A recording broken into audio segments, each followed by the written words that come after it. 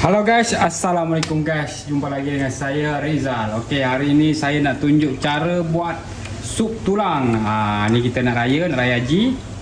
Sekarang kita nak buat sup tulang. Okey, first air. Okey. Air ni untuk merebus tulang Tulang ni 2 kilo. Kita buat sup tulang 2 kilo untuk 2 kilo. Buang ke dalam. Masukkan lengkuas, halia, serai. Kemudian bawang bolen. Sup bunjut kita guna 3 paket baru kita punya sup tulang padu guys. Kemudian kita masukkan bawang putih yang kita dah kisar.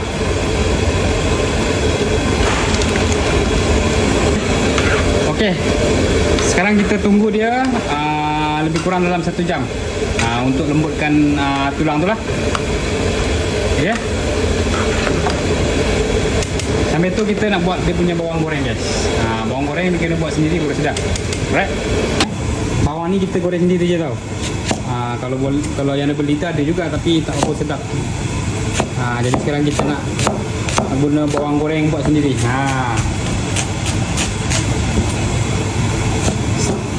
Goreng lebih kurang dalam 2 biji ke macam tu. Yang setelah kita iris, kemudian kita nak goreng yang ni lah. Kita kena letak penjagaan sikit untuk bagi dia lagi crispy guys. Sekarang jom kita goreng ni dulu.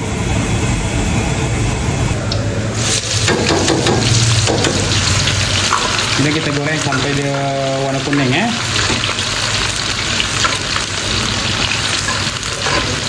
wangi dia guys.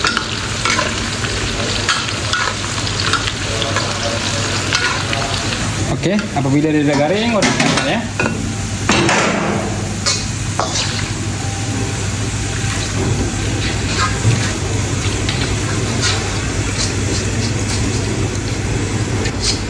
Okey, ini ada daun bawang dan sup.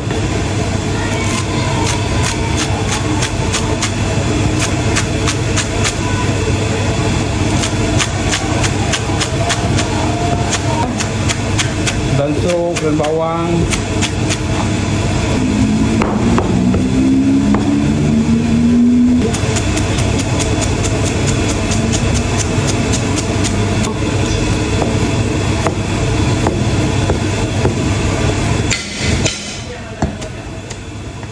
Kemudian limau nipis. Limau nipis ni kita guna 4 biji kalau buat sup kena guna limau nipis ni tau, boleh sedap.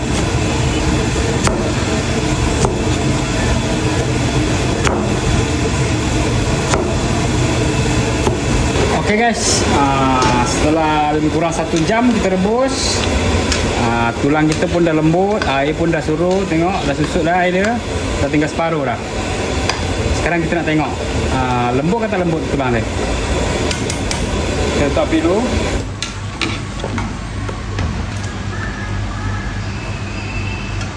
Lembut lah, dah lembut guys. Tengok tu, dah cabut daripada tulang dia. Okey, sekarang kita nak masukkan perasa dia.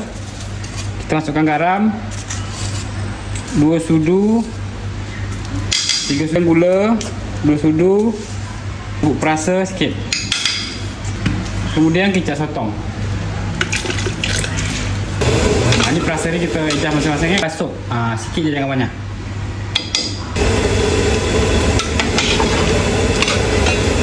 Sekarang kita boleh masukkan ini.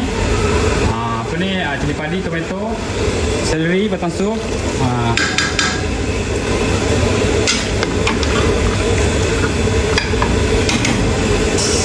Peragkan limau nipis. Ini lebih kurang 3 biji. Kemudian kita masukkan bawang holland. Ini dia.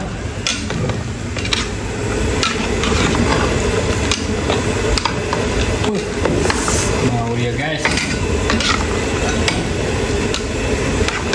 sekejap bagi dia sebati.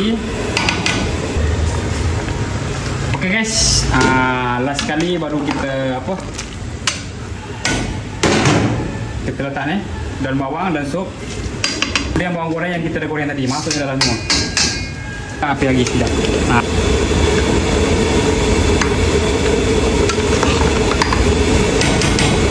Okey, siap goreng kita dah.